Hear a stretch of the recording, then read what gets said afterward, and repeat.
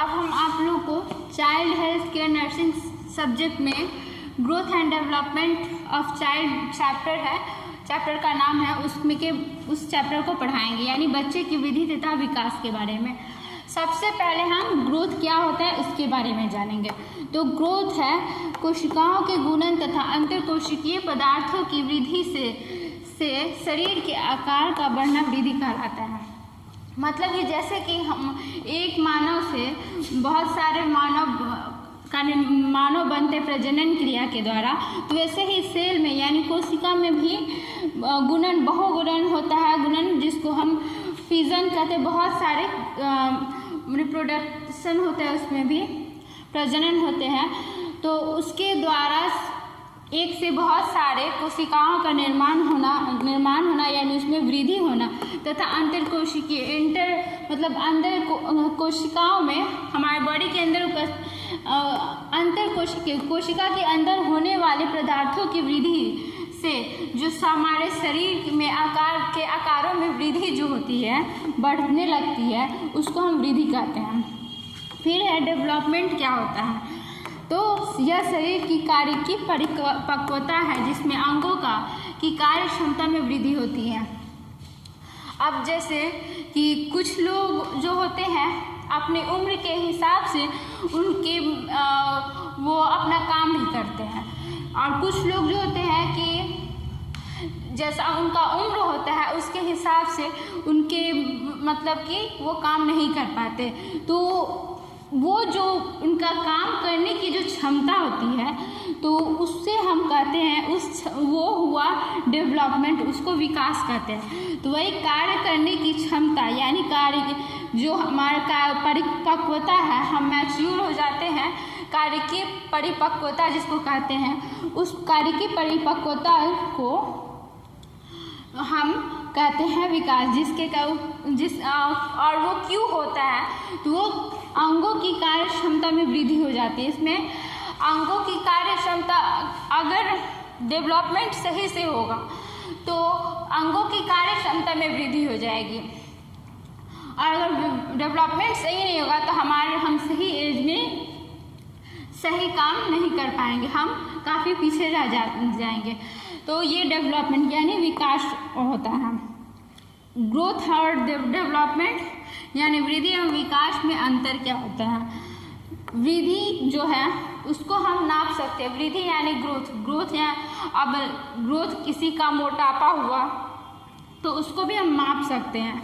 फिर कोई लंबा है तो उसका भी ग्रोथ हम माप सकते हैं, यानी वो रूप हम देख भी सकते हैं, उसके ग्रोथ को हम देख भी सकते हैं, उसको माप भी सकते हैं। जबकि विकास जो होता है उसको हम माप नहीं सकते, क्योंकि वो बाहरी रूप से नहीं दिखाई देता है। वो उसकी कार्य क्षमता को हम उससे बात करेंगे तो उसकी मेंटल डेवलपमेंट यानी मानसिक विकास को देखते हुए पहचानेंगे कि हाँ उसका डेवलपमेंट अच्छा हुआ है या बुरा। उसका हम मेंटल एबिलिटी से या फिर वर्किंग स्किल यानी कार्य क्षमता है उसको हम देखकर उसके बारे में उसके विकास को हम माप सकते हैं। फिर है वृद्धि एक प्रकार का मात्रात्मक परिवर्तन है परिवर्तन मात्रात्मक, क्योंकि आज कोई बच्चा छोटा है तो उसका ग्रोथ जिस एज का है उसके अनुसार वो उतना हाइट का है, फिर कल को कुछ साल बाद वो उसका हाइट बड़ा होता है, तो वो एक मात्रात्मक परिवर्तन है। उसको हम मेज़र कर सकते हैं कि आज ऐसा है तो कल ऐसा है, उसको हम माप सकते हैं कि हाँ उसमें कितना परिवर्तन हुआ है। जबकि विकास जो है उत्तमता से परिवर्तन, उत्तमता मतलब कि उसके जो वर्किंग स्किल हुआ, कार्य करने की क्षमता हुआ, फिर उसके मेंटल डेवलपमेंट कितना हुआ, तो वो कितना सीखा, उसके यानी उसके जो वर्किंग स्किल डेवलपमेंट हुआ या कार्य करने के जो क्षमता हुई उसमें विकास होना तथा मानसिक विकास की उत्तमता से संबंधित परिवर्तन, उसमें जो परिवर्तन आते हैं एज के अनुसार वो एक उत्तम वो ही उस तरह के परिवर्तन डेवलपमेंट में होते हैं। फिर है प्रत्येक बच्चों में आनुवांशिक रूप से वृद्धि का कारण होता है, जबकि विकास स्वयं की मानसिक परिपक्वता पर निर्भर करता है। मतलब कि अगर किसी के पेरेंट्स जो है लंबे हैं तो अधिकांशतः उसके बच्चे भी लंबे ही होते हैं। ये एक आनुवांशिक कारण है, हेरिडिटरी जिसको कहते हैं, हेरिडिटरी रीज़न है। उसके कारण उसका जो जीन होता है, जीन जो ट्रांसफ़र होता है, उस जीन के कारण जो उसका बच्चा होता है वो लंबा होता है। तो ये आनुवांशिकता पर निर्भर करता है। हेरिडिटी के कारण अगर पेरेंट्स लंबे हैं तो वो बच्चा भी लंबा होता है।